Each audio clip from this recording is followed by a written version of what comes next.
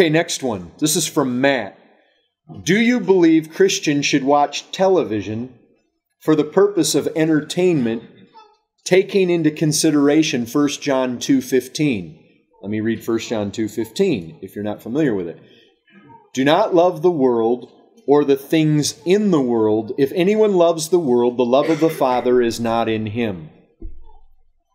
Do you believe Christians should watch television for the purpose of entertainment, taking into consideration 1 John 2:15? Now, I might just mention one or two things that I just mentioned. The fact is that 1 John 2:15 does not specifically say that it is sin to own a television or to have a computer that you may watch things on. It doesn't say that. So I am not going to say that it's absolutely wrong for one of you folks to own a television. Now, that being said, let me remind you of some other things that Scripture does say.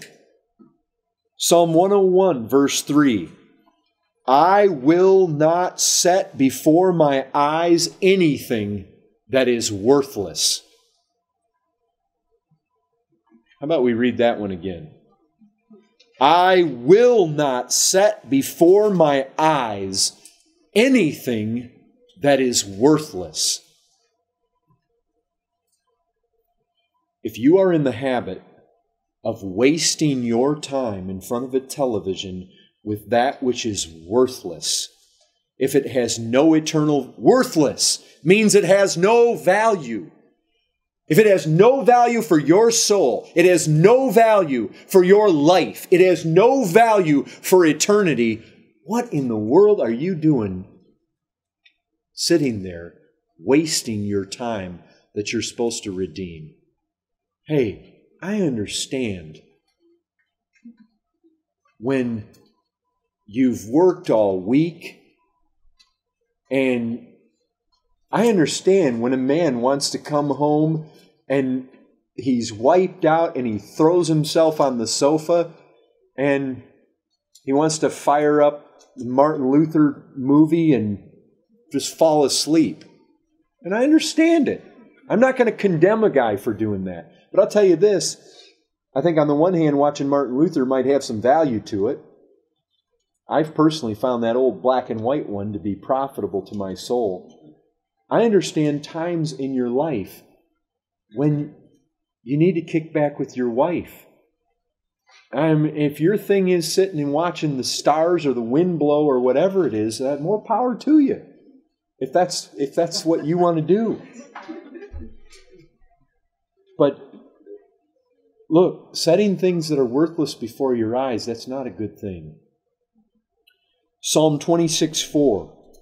I do not sit with men of falsehood, nor do I consort with hypocrites. I hate the assembly of evildoers, and I will not sit with the wicked.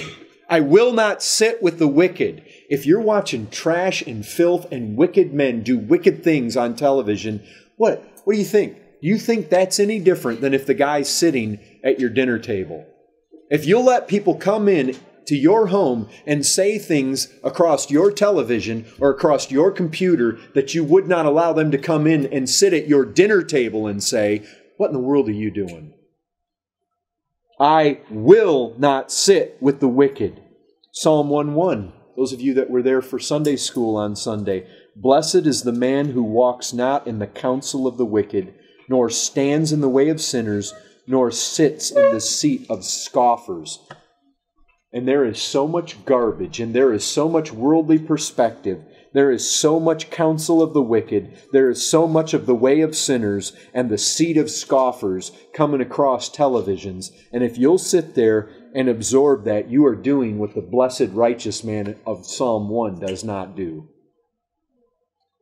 Psalm 119:37. Turn my eyes from looking at worthless things. Now, you can't hardly pray that if you'll turn right around and willingly set that which is worthless before your eyes. Proverbs 14:7. Leave the presence of a fool, for there you do not meet words of knowledge. If you've got idiots and fools saying foolish things, doing foolish things, the fool says in his heart, there is no God, living godless lives on television, says leave that presence. It doesn't say sit there and suck it up. It says leave it. You've got the power of the clicker, folks.